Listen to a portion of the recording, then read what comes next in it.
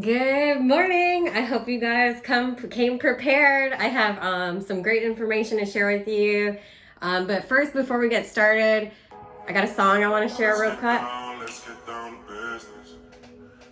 So, like the song said, let's get down to business.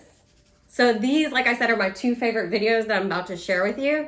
So we're just jumping right in. I don't like wasting time. So the last three videos I told you that you needed to do were make a list of all the things you wanted, create like a vision board. And again, there's a reason and a purpose behind everything I'm telling you to do. So now that you kind of have an idea of what you want, now comes the fun part, turning your wants into reality. But before we can get to my real favorite part is the goals. So I'm going to turn what you want into a goal. Before we can get to that part, we have to talk about your mind, your marvelous mind. Your mind is so powerful. So I'm going to go back to Think and Grow Rich, Napoleon Hill. It's in the preface. I told you to buy this book. At the very end of the preface, it says, all achievements, all earned riches have their beginning in an idea. So if you haven't figured out yet that your thoughts turn into things, that is the starting point. You have to be very clear on what you want, and there is a science to getting rich. Hence my next book. I'm not going to tell you to go out and buy this book. This book is just a tool, just like Think and Grow Rich. Think and Grow Rich is the one that changed my life. This is another book by Wallace Wattles, The Science of Getting Rich. So this video today, I'm prepping you for the next video. So before we can get to your goals, I got to get your mind on the frequency of that one. So I want to start in chapter 1 in this one. So this one kind of goes back to how I got on my own journey. So on page 4 of this book, he says, there's nothing wrong with wanting to get rich. The desire for riches is really the desire for a richer, fuller, and more abundant life. And that desire is praiseworthy. The man who does not desire to live more abundantly is kind of abnormal. And so the man who does not desire to have money enough to buy all he wants is abnormal. So there came a point in my own life where I was going to work, I was getting up, like I said, just get in that routine, that kind of rut. You get up, you go to work, you come home, you go to bed, you wake up and do it all over again, and you're kind of just living to pay bills. I remember like looking out the window and thinking like, this cannot be it. Like, this is not why I came here. I did not come to earth to like get up, go to work, not do what I enjoy doing and pay some bills and that's it. Like, I had that feeling that I wanted more and I could do more with my life. And it's not out of a greed sense, because I am very grateful and thankful for everything I have. When I look back at my past and see where I came from, seeing that, we were homeless at one point. How did we go from being living in poverty, my mother being on food stamps, us being homeless at one point, to the life that I have now? Like, look at all that I've created, the house I live in, the car that I'm driving, my education. How did I do this? Like, I am very thankful and grateful for everything I have. And we'll get into gratitude later. That's another chapter. But what we're talking about today is there's nothing wrong with wanting more. And I remember talking to my husband and my dad about this, like feeling like, I just know that I want more. I know I can do more, and I know I can be more. And my dad and my husband both said, well, that's kind of greedy, like you're thinking, it just seems like you're not happy or you're not satisfied. And I thought there was something wrong with me for feeling that way. And then I found Bob Proctor, and he solidified that no, dissatisfaction is actually a good thing, because it means you're reaching for more. You're satisfied with what you have. You're happy with what you have. You're grateful for it, but you are wanting more. So he says that's your way to the life of fulfillment and your best life. And these books help solidify that. So the next thing I want to talk about from this chapter is No one is kept in poverty by a shortness in the supply of riches. There is more than enough for all to go around. So there is an infinite supply. So anything that you can think up, you can create in your own. You can create your own reality, and that's part of what this whole Facebook group is about. Is that I'm teaching you anything you want, you can have. Okay, this one. Every man has the natural inherent power to think what he wants to think, but it requires more effort to do so than it does to think the thoughts which are suggested by appearances. To think according to appearances is easy. To think truth regardless of appearances is laborious and requires the expenditure of more power than any other work man is called upon to perform. So this is why I'm talking about your thinking and your mind. I have to get your conscious level of awareness on a higher frequency before we can get into goals. Because if you create the wrong goal, you're going to limit yourself. So what I'm doing right now is getting your conscious level awareness up. So he's talking about if you're living from the outside in, you're letting your outside circumstances control you, you're never going to get what you want. So if you constantly keep looking at your bank account and saying, oh, I only have this much money in there, Davina, all this stuff is good and great, but you're not really teaching me what to do. I am. If you have to open your mind and actually listen to what I'm saying. So if you're limiting your supply by looking at what's in your bank account right now, you're going to keep getting more of the same. You can't let your outside circumstances control you. You have to focus on the vision, on your vision board, where you're going, and that will start to create it in your life. Let me go to the next one.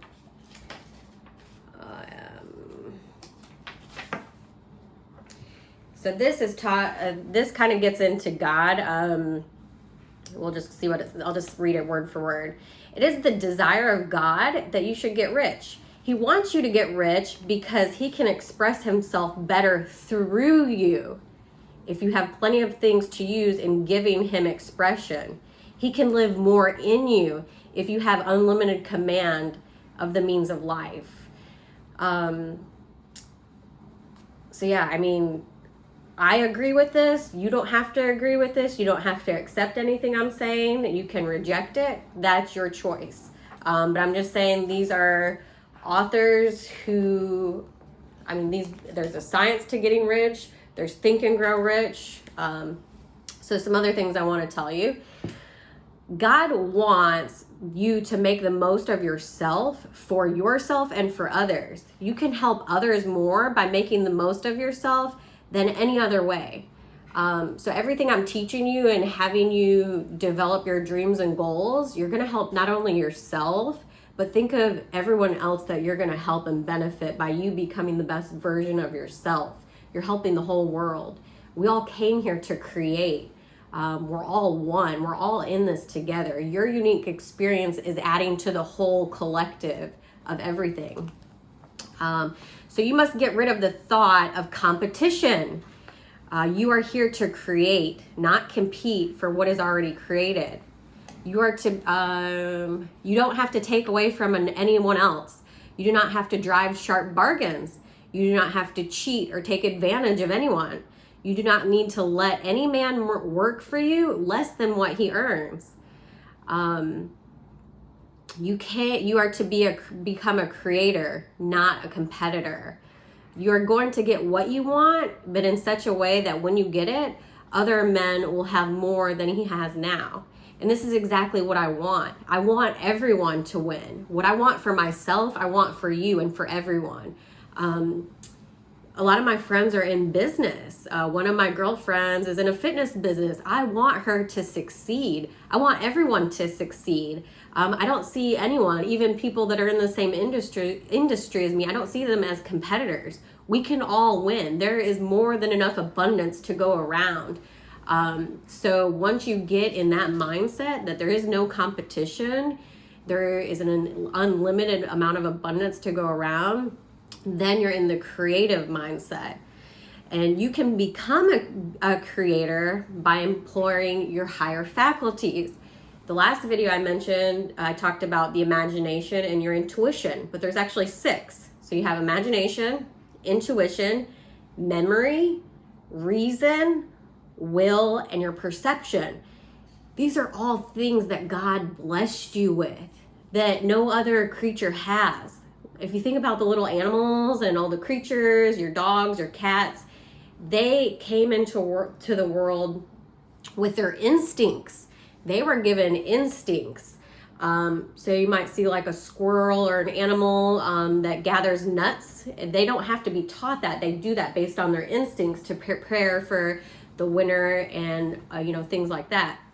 Human beings, we are created in God's image. You don't understand how much infinite power and potential you have. You are God's form of greatest creation. And I see it. I see it in you. God gave you 6 higher faculties. It's basically, do you even know about them? Are you even using them? How developed are they in you? But your power is limitless. You can do, be, or have anything you want. I just love this. I go to bed thinking about this. I wake up thinking about this. This is my obsession. And I do not have an addictive personality. I used to be a social drinker. I gave that up. I don't do drugs. This is what I love doing. Like, I could talk about this with you all day. So anyways, we'll keep going. Riches secured on the competitive plane are never satisfactory and permanent. They're yours one day and another's tomorrow. So this is kind of, I'll give you the example of somebody that wins the lottery.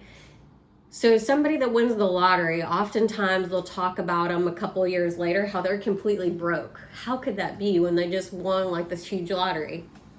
So the problem with the lottery is, if the person was poor prior to that and they never had to earn anything, or they don't have that mindset of the value of a dollar and how to earn one, how to keep it, how to make it, chances are they will be broke. And that's because usually what you earn,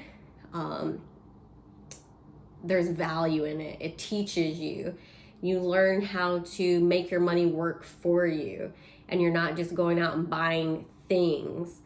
So again, riches secured on the competitive plane, when you're constantly looking at what somebody else is doing and try to copy them, your riches may come, but they're not going to stay. This one I love. Know that the money you need will come, even if it is necessary for 1,000 men to be led to the discovery of new gold mines tomorrow.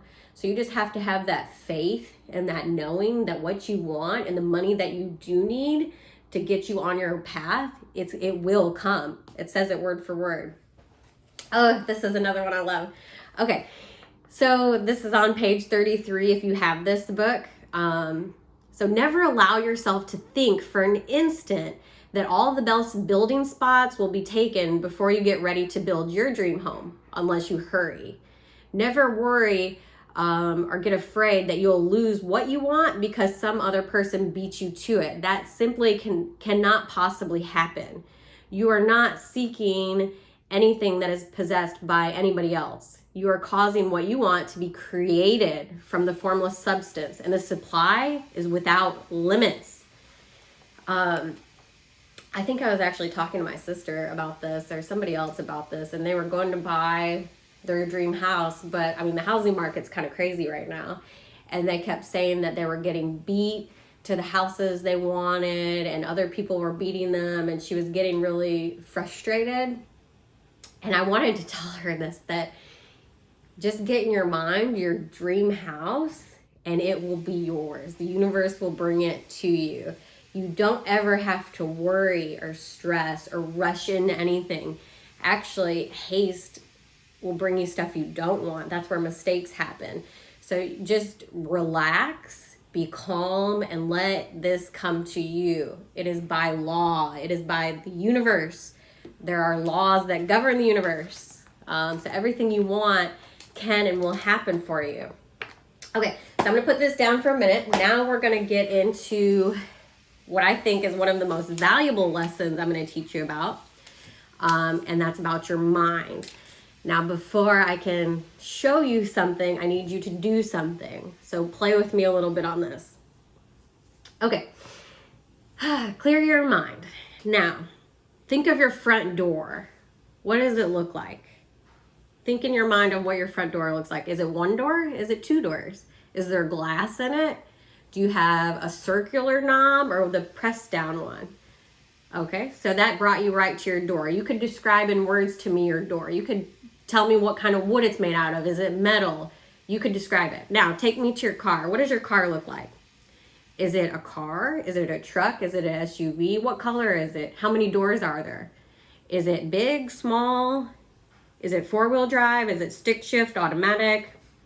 What color is the interior? Okay, so now you got a picture of your car. Your car flashed on the screen of your mind.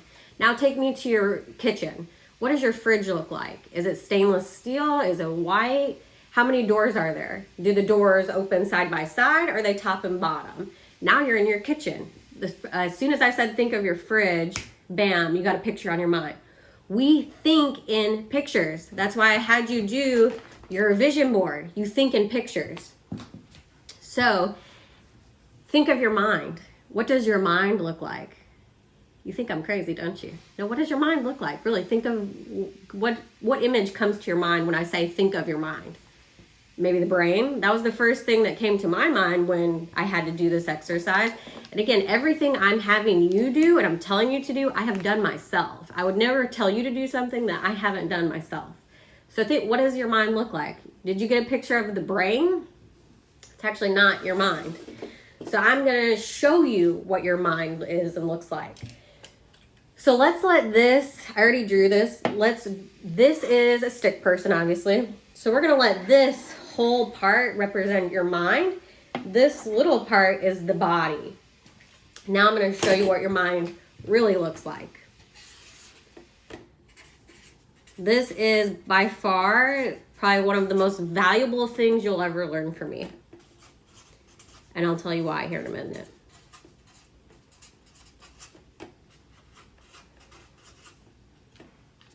Okay. So this is your mind. In the book Think and Grow Rich, he talks about the subconscious. So this is your conscious mind up at the top. This is the part where you're thinking, your educated mind, everything that you've learned in school, all the books that you've acquired, any kind of training, that's all in your conscious mind. Your subconscious mind is actually what controls everything you do. This is your programming. This is your routines. This is your feelings, your emotions. This is where your heart is. The little part is actually your body.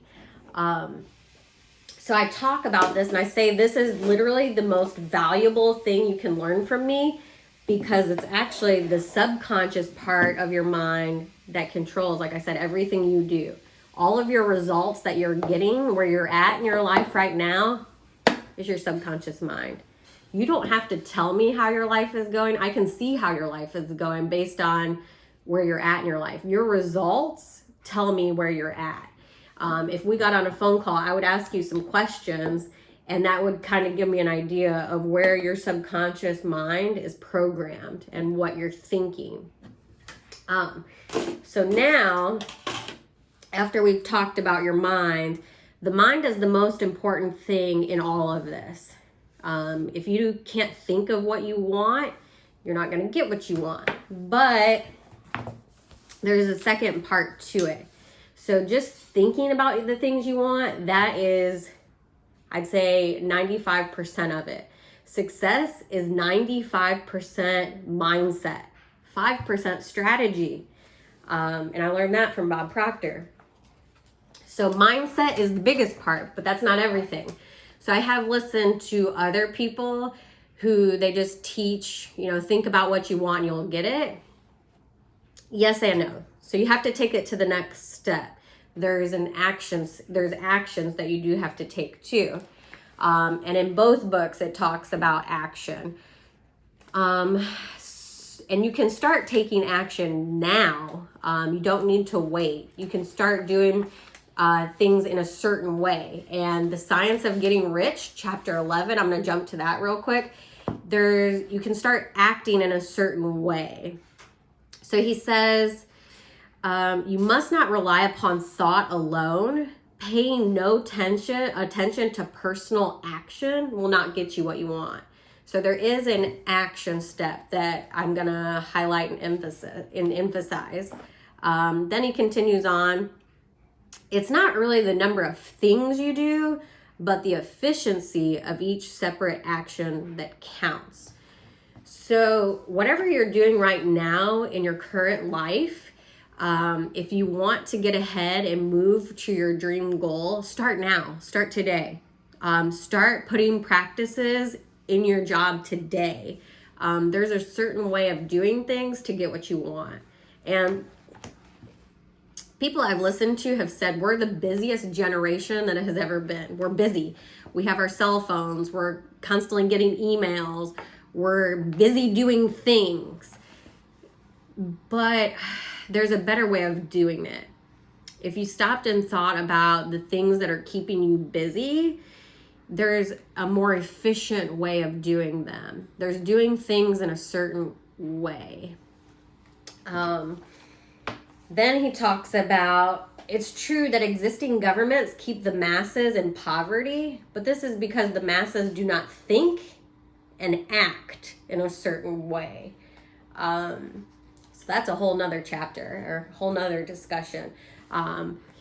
There is a lot going on in the world today with COVID and the government, and are we going to war again? So you're getting inundated and your mind is being put out there for whatever you're allowing to come in.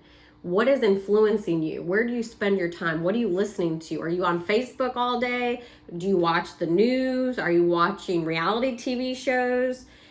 Everything that's coming into your mind and what you're hearing affects your mind and affects your subconscious mind. So me personally, I never watch the news. I don't even really watch TV anymore.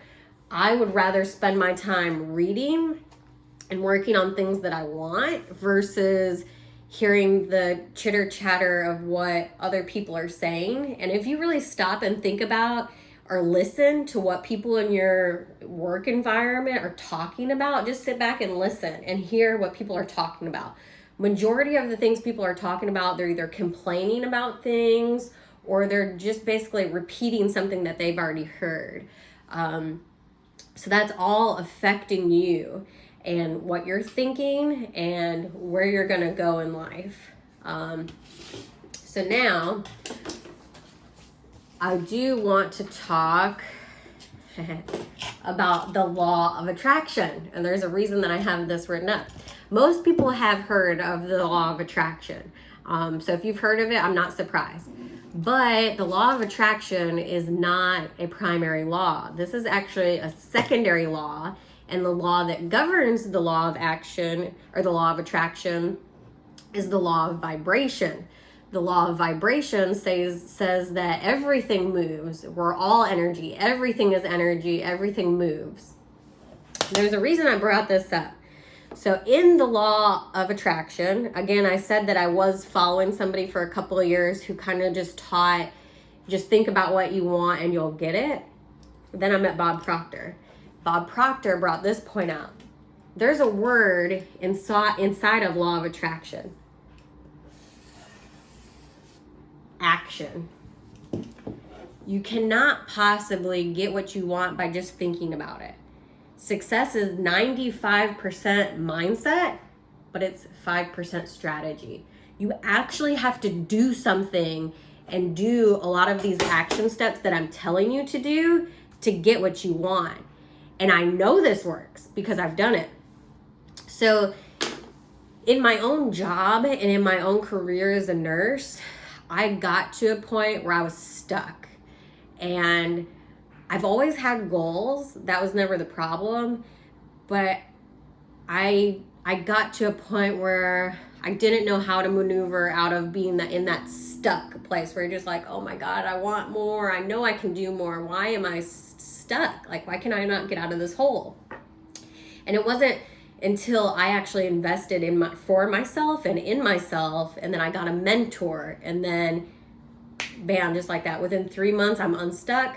I've more than doubled my income, and now I have the biggest and grandest vision for my life that I have ever had. So that's what I kind of want to show you, that how you can do this. And I actually brought these time capsules out. So I said in a different video that I was a unconscious competent. Most people know about this stuff. I would say a lot of people kind of know about some of the stuff I'm talking about: a law of attraction, manifestation, setting goals. So when I was younger, I mean, I've always had goals. I've always had a goal I was looking for. And I have all these time capsules, and I've even done them with friends, and I still have a couple of friends ones that I need to mail. So that is the next video we're going to be talking about, is goals. And that, oh my God, I cannot wait to talk about that. So stay tuned. The next video about goals is coming on next. So I just want to say we are all on this creative journey together. So I want you to live and love your life. Don't just get up and, stay in that rut and stay in that stuck place where I've been. There's so much love here for you. I want you to have your best life and live your best life. I want you to achieve great things. We don't need to compete. We can all win together. I want you to win. So there is great love here for you. With love and gratitude, Davina.